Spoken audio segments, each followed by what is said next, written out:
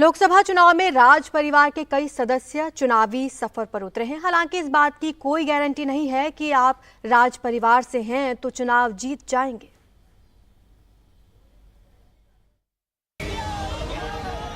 ज्योतिरादित्य सिंधिया का पूरा परिवार इतने वर्षों से राजनीति में है, लेकिन महाराज की उनकी पहचान बनी हुई है। हालांकि पिछली बार वो कांग्रेस के टिकट पर हार गए थे, मगर इस बार बीजेपी ने टिकट दिया है। ग्वालियर के सिंधिया राजघराने की सियासी पकड़ देखते हुए पार्टी ने इनको कई और लोकसभा चुनावों के प्रचार का जिम्मा भी सौंपा है। फिलहाल वो गुना में पसीना बहा रहे हैं। प्रधानमंत्री नरेंद्र मोदी जी की सरकार, जिस सरकार ने भारत का काया कल्प करने का कार्य पिछले 10 वर्षों में किया है, भारत को एक आत्मनिर्भर देश के रूप में, भारत को एक विकसित देश के रूप में और भारत को एक विश्व गुरु के रूप में स्थापित करने के लिए जो अग्रणीय कदम प्रधानमंत्री जी ने अपने नेतृत्व में उठाए। वहीं ज्योतिरादित्य सिंधिया के धुर विरोधी दिग्विजय सिंह का ताल्लुक राघोगढ़ राजघराने से है। इसी लोकसभा से वो चुनावी मैदान में है। मध्य प्रदेश के ही नहीं, भारत की राजनीति में राजघरानों की अहमियत शुरू से रही है। मध्य प्रदेश के अलावा टिहरी गढ़वाल रियासत की महारानी माला राजलक्ष्मी भी चुनावी मैदान में है। पिछली बार भी ये जीती थी। इस बार भी बीजेपी ने इन पर भरोसा जताया है।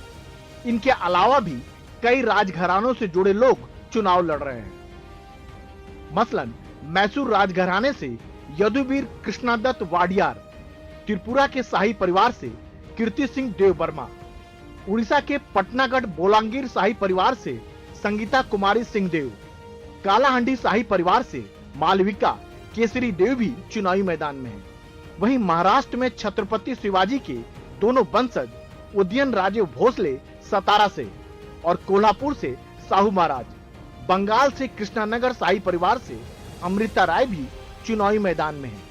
मंडी से कांग्रेस के टिकट पर रामपुर सियासत के विक्रमादित्य सिंह भी इसी सूची में है।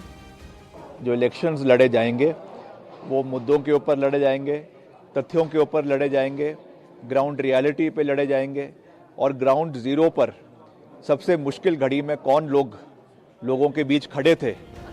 पंजाब से पटियाला राजघराने की महारानी परनीत कौर भी कांग्रेस का दामन छोड़ बीजेपी के उम्मीदवार हैं। 4 बार की सांसद रही परनीत कौर इस बार पटियाला से चुनाव लड़ रही हैं। और यहाँ पर व्यक्ति पूजा बहुत ज्यादा है, इसलिए राजा रजवाड़ों का असर रहेगा एक सीमा तक। अपने इलाके में 10% 20% ऐसे लोग होंगे जो सिर्फ उनके राजा होने के कारण ही उनको वोट दे रहे हैं, लेकिन 10 या 20% के आधार पर आप कोई सीट नहीं जीत सकते। इसलिए इनको किसी न किसी राजनीतिक दल का समर्थन लेना पड़ता है और राजनीतिक दल के लिए भी फायदेमंद होता है अगर उनके पास कोई 10% या 15% कमिटेड वोट लेके आ जाए। आजादी के बाद भले ही राजशाही को खत्म कर दिया गया हो, लेकिन भारतीय लोकतंत्र में राजघरानों की सियासी ताकत अब भी बनी हुई है। यही वजह है कि इस लोकसभा चुनाव में देश के अलग अलग शाही परिवारों के लोग भी चुनावी किस्मत आजमा रहे हैं।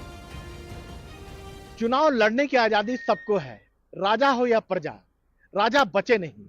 लोकतंत्र ने इतना जरूर किया है कि इन राजाओं को भी जनता के दरबार में जाकर वोट मांगना पड़ता है।